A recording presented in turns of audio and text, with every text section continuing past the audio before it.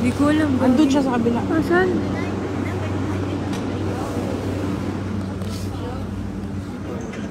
Pagalitan tuloy tayo.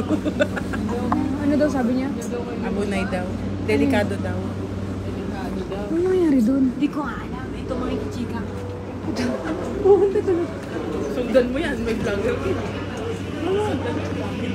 Uy, very chismoso. Sila nga oh. Hindi ko alam eh. Siyempre kailangan malaman natin. Ay naman. Ano yung matay lang siya. Okay naman siya. Okay naman siya. Hindi, lasing. Anak ko, lasing. Lasing. Lasing, Lasing lang, lasing. Yan. Kakasabi ko lang magtitira kasi kayo ng pang-uwi. Goods, goods. May sakit daw. Sabi. Lasing. Lasing? Ay, lasing ba? Ayun.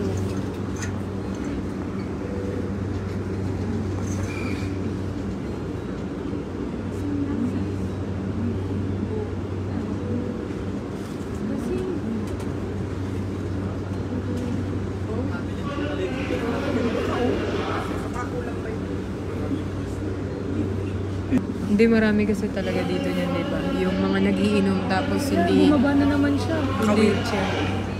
Hindi ko alam pang ano, pang buhay. Tanghaling tapat lasing.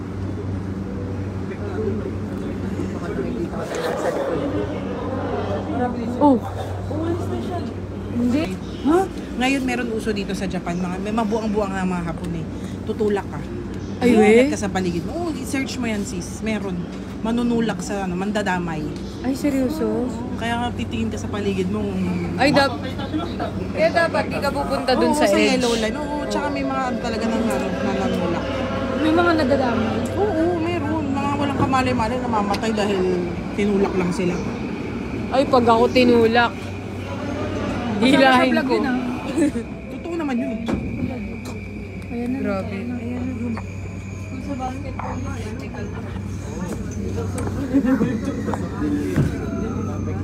Ay, hindi natin nakita. At pagkatapos nating masaksihan ang kalasingan ni ate, andito tayo sa Akihabara Station. Papunta tayo ng isang restaurant para dun tayo mag-lunch. So, nandito na kami sa loob ng train. Sobrang pagod na. At deserve naman natin ang masarap na pagkain for today's video. See you ulit bukas mga idol. And this is our first day in Japan. Ito na yun, nakita mo. Tapos pero Tikman mo. yung Busog ka. Ah, madam. sa December.